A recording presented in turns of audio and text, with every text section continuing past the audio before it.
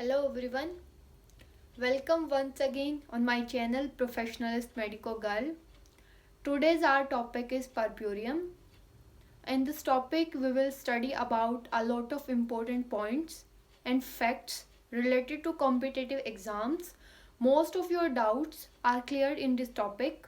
Hope so you will watch the video until end so that all your doubts and queries cleared. If anything is left, you should ask in comment section.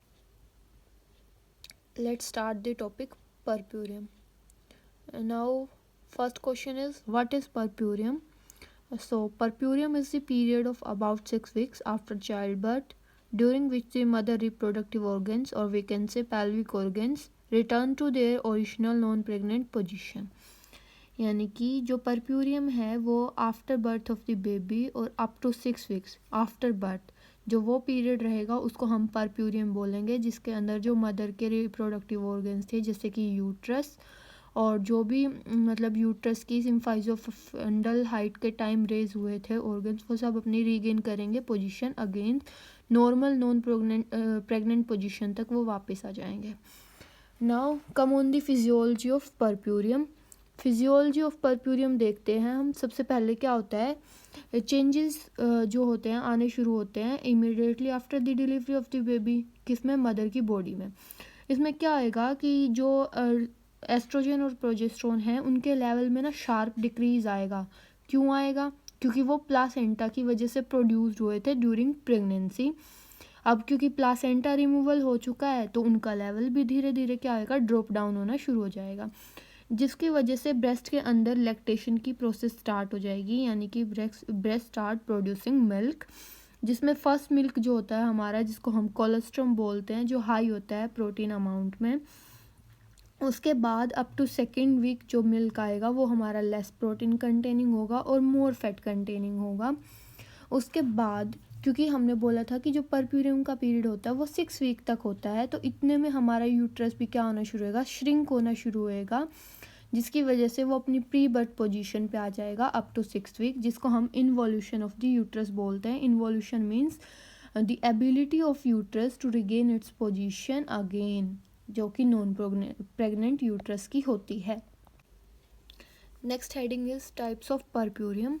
Puerperium has 3 types. First is immediate puerperium, next one early puerperium, next one delayed puerperium, और जिसको हम remote puerperium भी बोलते हैं. Immediate puerperium का जो time period रहेगा वो रहेगा हमारा बर्थ से लेकर 24 आवर्स तक. अर्ली परप्यूरियम का रहेगा 24 आवर्स टू 1 वीक, और वी कैन से 7 डेज. डिलेड परप्यूरियम का रहेगा 7 डेज टू 6 वीक्स. और जो अब इमीडिएट परप्यूरियम में हम पढ़ते हैं क्या क्या चेंजेस आते हैं फीमेल की बॉडी में, मदर की बॉडी में. सबसे पहले जो यूट्रस है वो कॉन्ट्रैक्ट होना शुरू होएगा ताकि वो ब्लीडिंग को स्टॉप कर सके आफ्टर वेजाइनल डिलीवरी और सिजेरियन डिलीवरी और हिस्टेक्टमी वटएवर. उसके बाद जो मायोमेट्रियल सेल्स हैं उनमें एट्रोफी होनी शुरू होगी, यानी कि उनका जो साइज़ है वो डिक्रीज़ होना शुरू होएगा. सिर्फ साइज डिक्रीज होगा, जो सेल काउंट होगा वो नहीं रिड्यूस होगा. किसका? मायोमेट्रियल सेल्स का.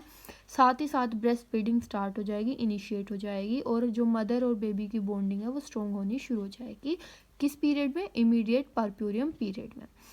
Now come on the early puerperium. Early puerperium में क्या रहेगा, मेजर चेंजेस आएंगे फीमेल बॉडी में, क्योंकि इस टाइम पे जो मदर है वो बेबी के साथ होम पर चली जाती है, जिसमें मेजर चेंज क्या है, लोचिया, वेजाइनल डिस्चार्ज और we can say cervical discharge, जो आफ्टर डिलीवरी ही स्टार्ट हो जाता है, after birth of the baby ही स्टार्ट हो जाता है. इस लोचिया के अंदर क्या होता है, जो इनर लाइनिंग होती है यूट्रस की वो शेड डाउन होनी शुरू हो जाती है, जिसकी वजह से डिस्चार्ज आता है. नाउ डिलेड परप्यूरियम और we can say remote puerperium में क्या होएगा, सारे के सारे ऑर्गन्स, रिप्रोडक्टिव ऑर्गन्स, वो रिवर्ट बैक कर जाएंगे their normal position. Now lochia. Lochia क्या है? Lochia is a discharge that starts after the birth, immediately after the birth. इसकी जो नॉर्मल ड्यूरेशन रहेगी वो बर्थ से 2 वीक्स तक रहती है और वी कैन से 14 डेज. लेकिन कुछ केसेस में क्या होता है कि जो लोचिया है वो अप टू 21 डेज भी रह जाता है. इसकी पीएच अल्कलाइन होती है, odour fishy smell. Total discharge जो लोचिया डिस्चार्ज है वो 350 ml होता है आफ्टर डिलीवरी और इन परप्यूरियम पीरियड. जो 250 ml जो डिस्चार्ज रहेगा वो फर्स्ट वीक में ही हमारा लॉस्ट हो जाएगा और रेस्ट हमारा नेक्स्ट वीक में. लोचिया के अब 3 टाइप्स होते हैं जो बहुत इंपॉर्टेंट है, कई बार कॉम्पिटिटिव एग्जाम्स में इनसे क्वेश्चन बन जाता है। फर्स्ट इज लोचिया रूब्रा, जो रेड कलर का होता है। रेड क्यों होता है? क्योंकि इसमें आरबीसीज प्रेजेंट होती हैं, आरबीसीज जो डेड आरबीसीज हैं, और जो इसका टाइम पीरियड रहेगा वो 1 to 4 डेज, यानी कि फर्स्ट 4 डेज तक जो डिस्चार्ज आएगा वो होगा lochia rubra. Next lochia serosa, जिसमें कलर होगा हमारा येलो। येलो क्यों होगा? Because of the presence of WBC, और जो इसका टाइम पीरियड रहेगा वो 5 to 9 डेज का रहेगा। नेक्स्ट इज लोचिया एल्बा, जिसका कलर रहेगा हमारा white because of the presence of decidual cells, और वी कैन से जो हमारा एंडोमेट्रियम है, यूट्रस की सेल्स हैं, उनकी डेथ होने की या फिर उनके श्रेड ऑफ होने की वजह से कलर रहेगा वाइट। टाइम पीरियड रहेगा इसका 10 to 14 डेज। अब देखते हैं हम types of secretions of lochia.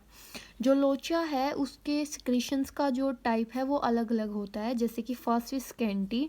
अगर जो हमारा वेजाइनल पैड है और पेरिनियल पैड है वो उसकी जो मतलब हमने जो स्पेस है सिर्फ वो इतना ही फिल हुआ है, यानी कि less than 2.5 centimetre per hour saturate हुआ है या फिल हुआ है, उसको हम बोलेंगे स्कैंटी डिस्चार्ज और स्कैंटी सिक्रीशन।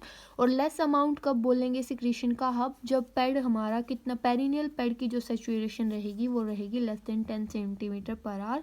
मॉडरेट अमाउंट कहेंगे जब पेरिनियल पैड की saturation less than 15 centimetre per hour होगी। हैवी अमाउंट बोलेंगे जब हमारा कंप्लीट सेचुरेशन हो जाएगी, यानी कंप्लीट फिल हो जाएगा जो पेरिनियल पैड है विद इन 1 आवर। और हम एक्सेसिव अमाउंट किस कंडीशन में बोलेंगे? जब जो हमारा पेरिनियल पैड है उसकी saturation within 15 minutes full fill हो जाएगी, कंप्लीट हो जाएगी, उस कंडीशन को बोलेंगे हम excessive amount.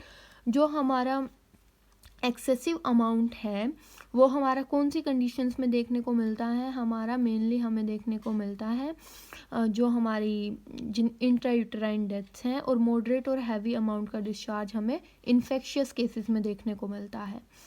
Now come on the changes during pregnancy. Sorry, यहाँ पे प्रेगनेंसी गलत लिख दिया गया है, यहाँ पे परप्यूरियम आएगा।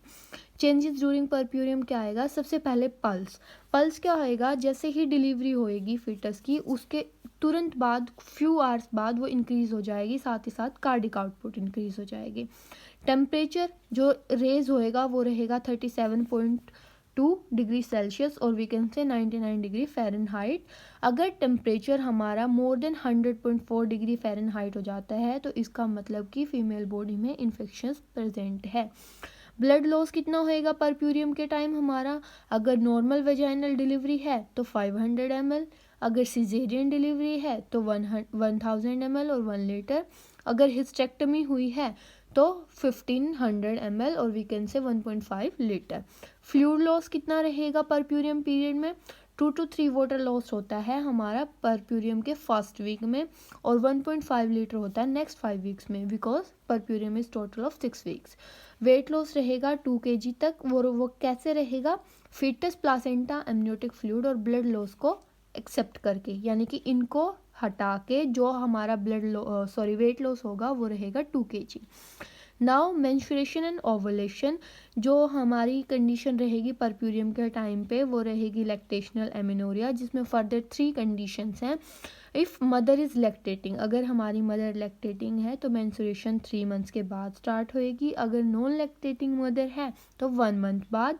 और अगर एक्सक्लूसिव ब्रेस्ट फीडिंग पे है, यानी कि कंटिन्यूसली 6 मंथ तक मदर ब्रेस्ट फीड करा रही है बेबी को, तो मेंस्ट्रुएशन की प्रोसेस भी आफ्टर 6 मंथ स्टार्ट होगी।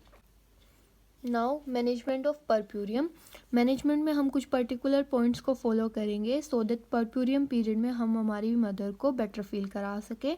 सबसे पहले rest and ambulation, complete bed rest देंगे मदर को सो दैट जो भी ब्लड लॉस, फ्लूइड लॉस या जो भी चेंजेस आए हैं वो उनको ईजिली क्या कर सके, उनको टॉलरेट कर सके या फिर उनसे निकल सके।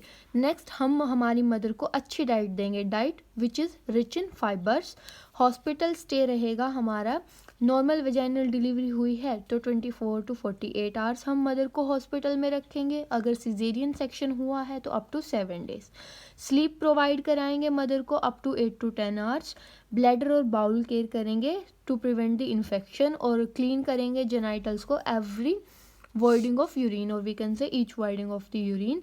और कॉन्स्टिपेशन को प्रिवेंट करेंगे, बिकॉज परप्यूरियम के टाइम पे जो हमारी मदर रहेगी वो कंप्लीट रेस्ट पे रहेगी, तो इस टाइम पे हमें बाउल केयर करनी है, अच्छी फाइबर रिच डाइट देनी है ताकि हम मदर को कॉन्स्टिपेशन से प्रिवेंट कर सकें।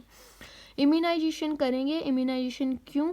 अगर हमारी मदर RH नेगेटिव हुई और उसका फेटस उसका बेबी RH पॉजिटिव हुआ, तो ऐसे केस में एंटीबॉडी जनरेशन होने के चांसेस होते हैं, तो उसको हम इम्यूनाइज करेंगे विद द हेल्प ऑफ रोमगम एंटी-D, ताकि हम जो नेक्स्ट अगर प्रेगनेंसी वो कंसीव कर रही है तो उसमें कंडीशन जो रहेगी इराइथ्रोब्लास्टोसिस फिटेलिस की, उसको प्रिवेंट कर सके।